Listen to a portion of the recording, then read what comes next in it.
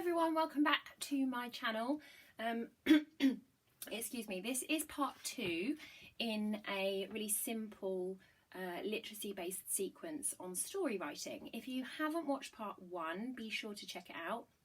In part 1 I read you guys a story about a very entitled cat, about a cat who thinks the world owes him a living, about a cat who thinks that he leads this celebrity lifestyle. So check that out, and in that video, I talk you guys through some ideas about the next story in this series, which you guys are going to write.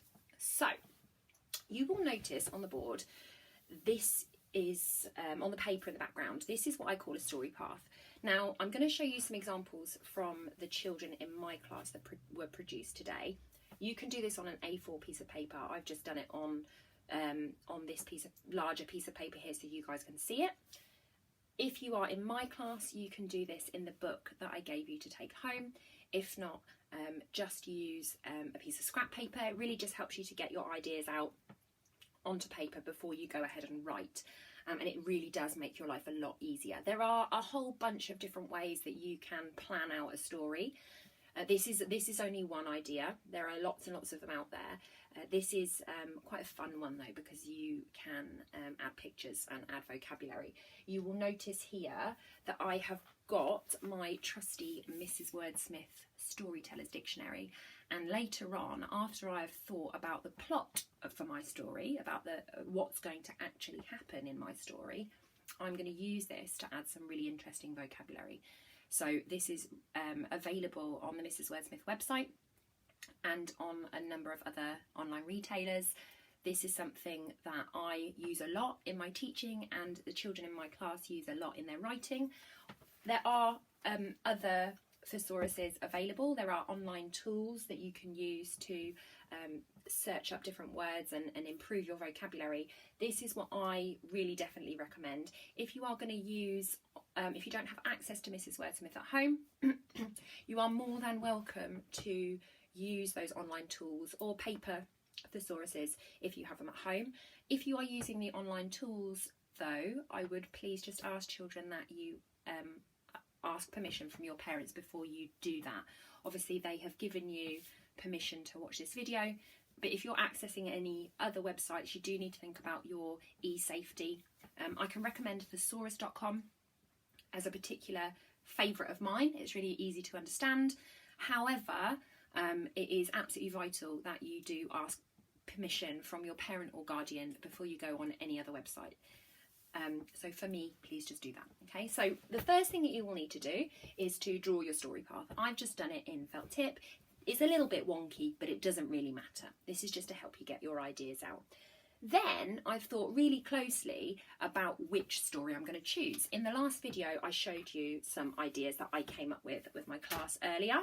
So Winston going to the vet, Winston meeting Henry the Hoover, Winston needs a bath, Winston meeting a dog, the neighbour's dog maybe, or it could be any other animal. It could be the neighbour's cat comes round and you know, something goes terribly wrong, or a new family member, so perhaps a kitten or a human, like a baby, gets introduced to the household. So I'm going to show you now how I would plan my story on the story path, and I am going to use, which story shall I use? I'm going to use Winston versus Henry. That's what I'm going to call it. I think that's quite a nice title. So I'm going to write and plan, to start off with, a story about this cat meeting the Hoover. It's his worst nightmare. He despises the Hoover. So I think that's going to be quite a fun one. So that's what I'm going to go with. You will notice on my story path that I have split it into 3 sections.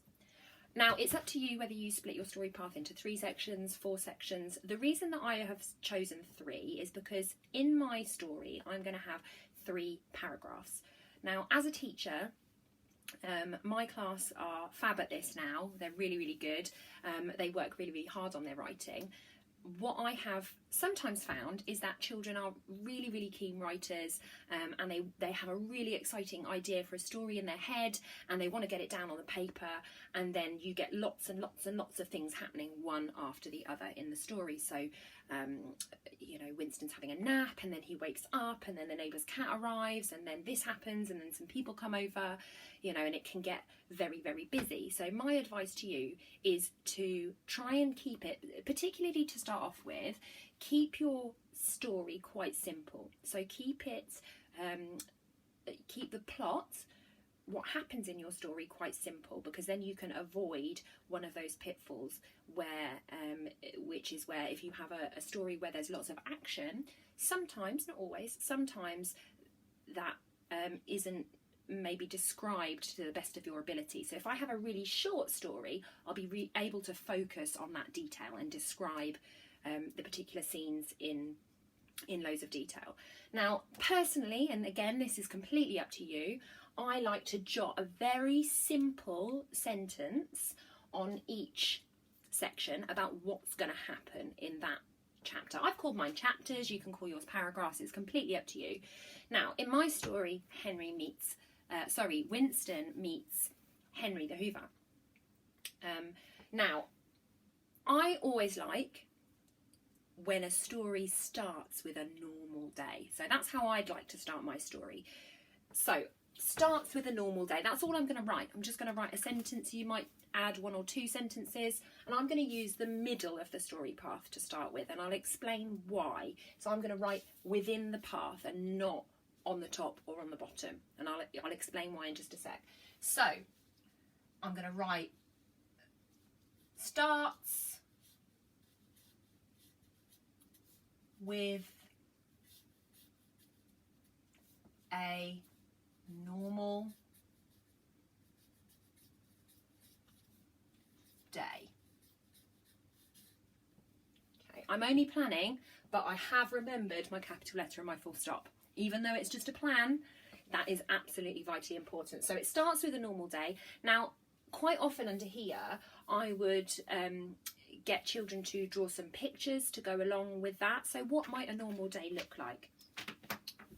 Here we go, we've got our visitors, they keep coming in and out. So what might a normal day look like? So for, this is actually Winston, by the way, so everybody meet Winston. For a normal day for him, might start with him having a nap.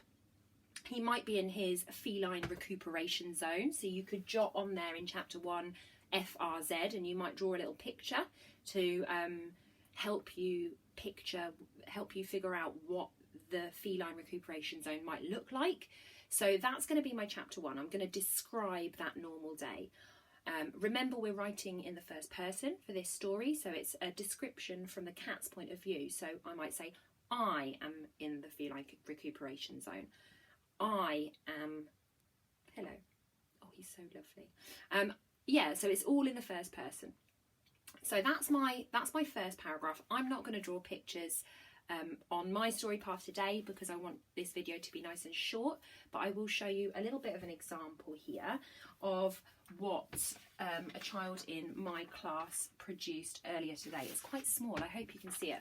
This is a photocopied version, so you can see that this particular person has split their story path into 3, like me. As I say, you can split it into as many paragraphs as you like.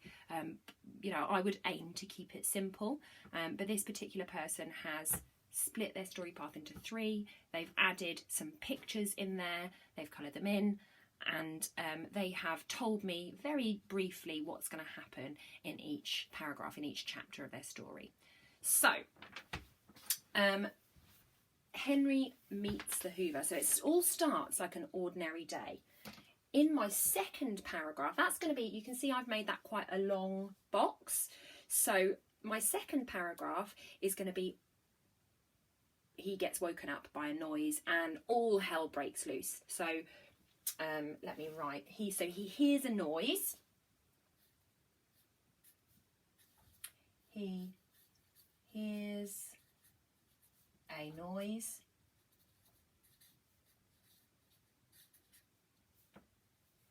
I'm writing very simple sentences here. I'm not, at this point, I'm not trying to up-level my sentences and to add interesting vocabulary. I will do that later on. Okay, so he hears a noise, then he wakes up. It's very tricky to write on a wall, actually. He wakes up. Now, when my Winston, who's just sitting out there now, when my cat hears the Hoover, he kind of stirs from his sleep and he sits bolt upright and his ears move because he can hear the noise, and then all of a sudden he runs. So he hears the noise, then he wakes up, then he panics. So it's very simple. I've got 3 sentences here, and I'm going to describe those in a lot more detail later on. Ooh. Again, very, very simple, very, very short. And eventually, at the end of my story, Winston is going to hide because he's so terrified of the noise of the Hoover. So all I'm going to write in that box is he hides.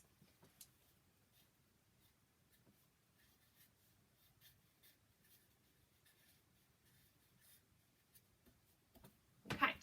Now, what I'd like you to do now, guys, is pause the video. You might want to close it down and come back to it later, because when we did this in class earlier, it did take a little while, so it might take you 20 minutes, half an hour to plan out your story. And again, lots of children like to go into, it's not an art lesson, but lots of children do like to add lots of images and things to their story path.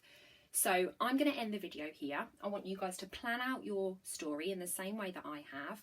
Go to town on those illustrations. So you might have in your section 1, you might have who lives in the house, because remember your character might describe his or her humans.